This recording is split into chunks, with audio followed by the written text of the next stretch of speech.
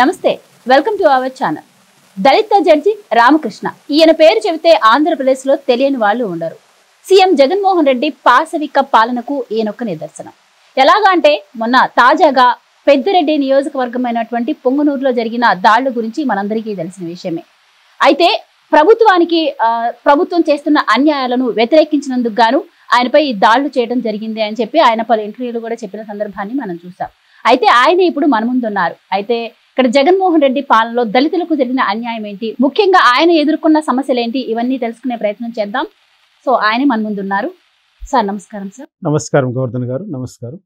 So Ramakrishna గారు, జగన్మోహన్ రెడ్డి హయాంలో దళితులు ఎంతగా హింసకు గురయ్యారు మనందరికీ తెలుసు. కానీ ఆయన ప్రతి మీటింగ్లోనూ నా ఎస్టీ, నా బీసీ, నా మైనార్టీ అని చెప్తూ ఉంటారు.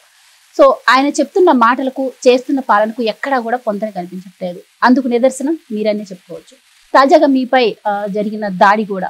సో ఎలా ఉందంటారు? పొంగనూరు నియోజకవర్గంలో మీపై దాడి ఎందుకు జరిగిందంటారు? అలాగే రాష్ట్రం మొత్తం ఓవరాల్ గా దళితులకు ఎలాంటి న్యాయం జరిగిందంటారు జగన్మోహన్ రెడ్డి గారి హయాం? సాక్షాత్తు దేశ ప్రధానమంత్రి నరేంద్ర మోడీ గారు కలికిరి సభలో ఒక మాట అన్నాడు. ఆంధ్రప్రదేశ్లో గూండా మంత్రి, గూండా రాజ్ నడుస్తోంది అంటూ ఒక దేశ ప్రధానమంత్రి ఒక పబ్లిక్ మీటింగ్లో మాట్లాడాడు అంటే పెద్దిరెడ్డి రామచంద్రారెడ్డి గురించి ఇంకా మనం ఎంత అర్థం చేసుకోవచ్చో అంత అర్థం చేసుకోవచ్చు.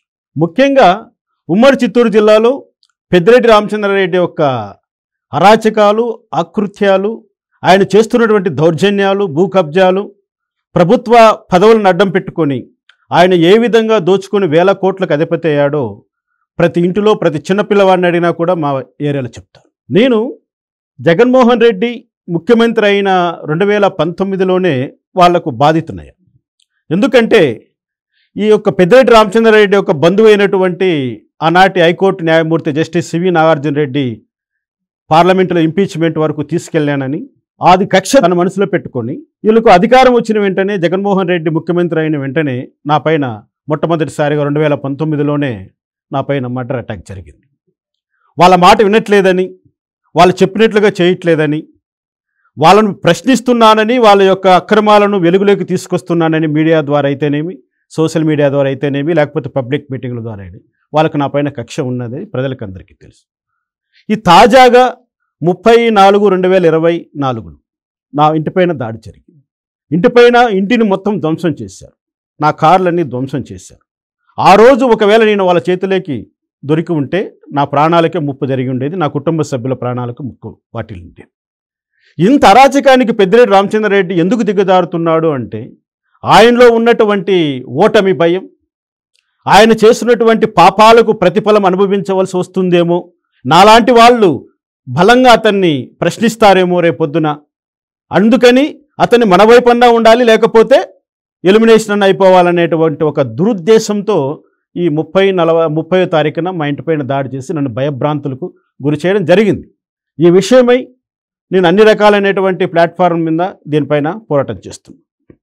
ముఖ్యంగా పెద్దిరెడ్డి రామచంద్రారెడ్డి గురించి మీరు ప్రస్తావన చేసినప్పుడు కొన్ని తెలుసు, కొన్ని తెలియని సంఘటనలు చాలా ఉన్నాయి ఉమ్మడి చిత్తూరు జిల్లాలో. పెద్దిరెడ్డి రామచంద్రారెడ్డి ఒక రాష్ట్ర మంత్రిగా, ఆయన కుమారుడు లోకసభ ఎంపీగా, ఆయన తమ్ముడు తంబాలపల్లి ఎమ్మెల్యేగా, నేను నివాసం ఉంటున్నటువంటి బి కొత్తకోట తంబాలపల్లి కాన్స్టిట్యున్సీలో ఉంది. వాళ్ళ అధికారంలోకి వచ్చిన రోజు నుంచి చాలామందికి అనేక రకాలుగా ఇబ్బందులు కలిగించారు. ల్యాండ్ కబ్జాలు చేశారు, శాండు విపరీతమైనటువంటి స్మగ్లింగ్ గురైంది, ఎర్రచందనం, అదేవిధంగా భూగర్భ నిధులు, ఏదైతే అక్రమ సంపాదనకు వాళ్ళకు ఉపయోగపడుతుందో ప్రతి ఒక్క ప్రకృతి సంపదను కూడా వాళ్ళు దోచేసుకున్నారు. ఈ క్రమంలోనే నేను ప్రతి ఒక్క డిబేట్లోనూ ప్రతి చోట పెద్దిరెడ్డి రామచంద్రారెడ్డి అక్రమాలను బయట పెడుతూనే ఉన్నా విత్ సాక్ష్యాధారాలు. కాబట్టి జడ్జి రామకృష్ణ అనేవాడు మాకు తలనొప్పిగా తయారయ్యాడు. ఎలా కంట్రోల్ చేయాలి, ఎలా ఇది చేయాలనే ఉద్దేశంతో నా పైన కుట్ర చేశారు. ఏమని కుట్ర చేశారు? మా తమ్ముడినే దీంట్లో ఎరగా వారారు. అంటే కుటుంబాల మధ్య కూడా చిచ్చుపెట్టి, అన్నదమ్ముల మధ్య చిచ్చుపెట్టి, భార్యాభర్తల మధ్య చిచ్చుపెట్టి, వాళ్ళకు ఉన్నటువంటి బలహీనతలను వాడుకొని వాళ్ళు సప్లై చేస్తున్నటువంటి గంజాయి ఈ కల్తీ మద్యానికి యువకులను అలవాటు చేసి ఎటువంటి ఆదాయం లేనటువంటి యువకులు ఆ యొక్క గంజాయికి ఆ యొక్క మద్యానికి అలవాటు పడి వాళ్ళ చేతుల్లో కీలుబొమ్మలుగా మారి వాళ్ళు చెప్పిన పని చేయడానికి ఎంతటి నేరాన్నైనా ఎంతటి ఘోరాన్నైనా చేయడానికి ఈరోజు యువత ఆ విధంగా తయారైపోయిందంటే దానికి మూల కారణం ఎవరు చెప్పండి.